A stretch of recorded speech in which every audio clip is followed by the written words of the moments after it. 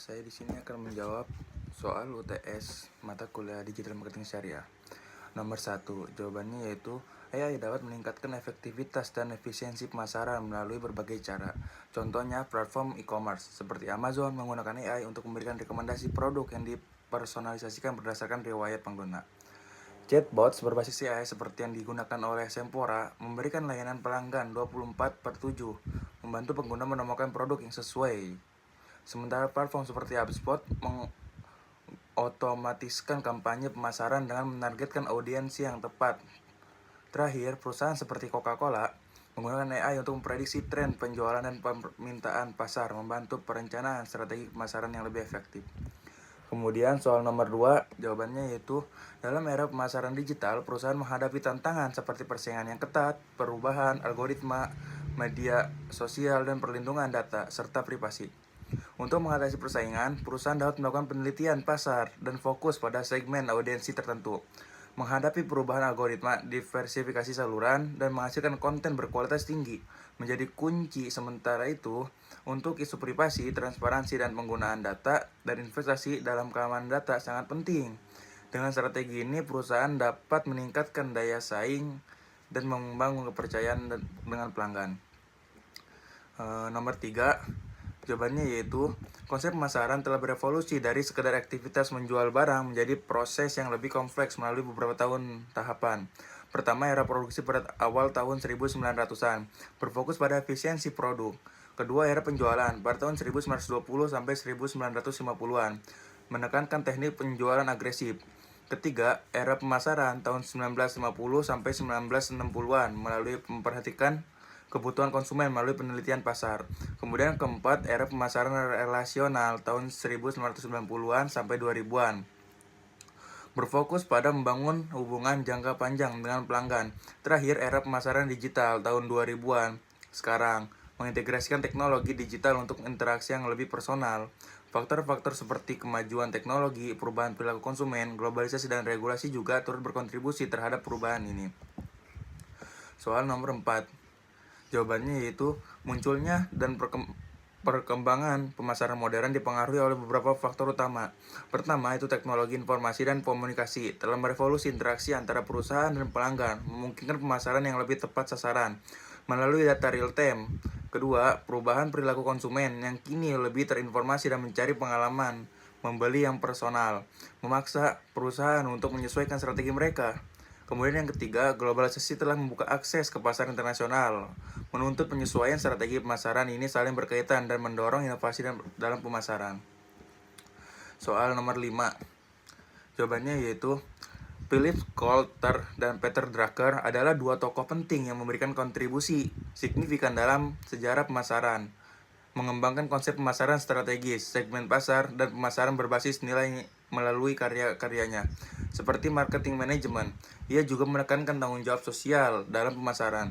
Sementara itu, Drucker menekankan pentingnya fokus pada pelanggan dengan pernyataan bahwa tujuan bisnis adalah untuk menciptakan pelanggan serta memperkenalkan manajemen berbasis hasil. Kontribusi mereka telah membentuk pemikiran dan praktik pemasaran modern, menginspirasi banyak profesional di seluruh dunia.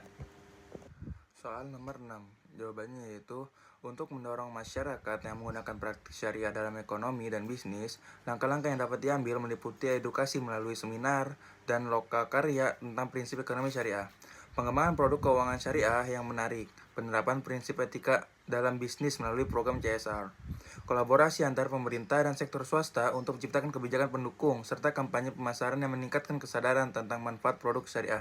Dengan langkah-langkah ini diharapkan masyarakat dapat memahami dan menerapkan praktik syariah dalam kehidupan sehari-hari. Nomor 7, jawabannya yaitu implementasi prinsip etika pemasaran syariah yang sesuai dengan ajaran Islam meliputi kejujuran, di mana perusahaan harus memberikan informasi akurat tentang produk tanpa menyesatkan, keadilan dengan menawarkan harga yang wajar dan tidak merugikan konsumen, dan transparansi yang mengharuskan perusahaan untuk menyampaikan informasi penting mengenai produk.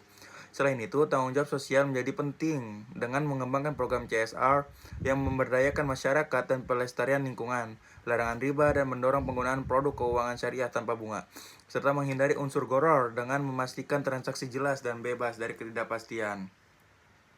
Nah, sekarang nomor 8. Jawabannya yaitu strategi Islam dalam mengelola modal dan keuntungan saat penjualan berfokus pada prinsip etika dan keberlanjutan. Pertama, modal harus berasal dari sumber yang halal, menghindari investasi pada industri yang dilarang. Kedua, sistem bagi hasil seperti mudorobah dan musyarakah memungkinkan pemodal dan pengelola berbagi keuntungan secara adil. Ketiga, penetapan harga harus transparan dan jujur untuk membangun kepercayaan. Selain itu, sebagian keuntungan dapat diinvestasikan kembali atau disalurkan untuk kegiatan sosial, serta kewajiban membayar zakat dari keuntungan yang diperoleh. Dengan pendekatan ini, pengusaha dapat menjalankan bisnis yang sesuai dengan prinsip syariah sambil memberikan dampak positif bagi masyarakat lainnya. Nomor 9, jawabannya yaitu strategi pemasaran modern menghadapi tantangan etika seperti manipulasi data dan privasi konsumen. Iklan yang menyesatkan, pemasaran eksploitasi, dan greenwashing. Untuk mengatasi masalah ini, perusahaan perlu menerapkan kebijakan privasi yang transparan, memastikan iklan akurat dan dapat dipertanggungjawabkan, serta membangun hubungan yang saling menguntungkan dengan konsumen.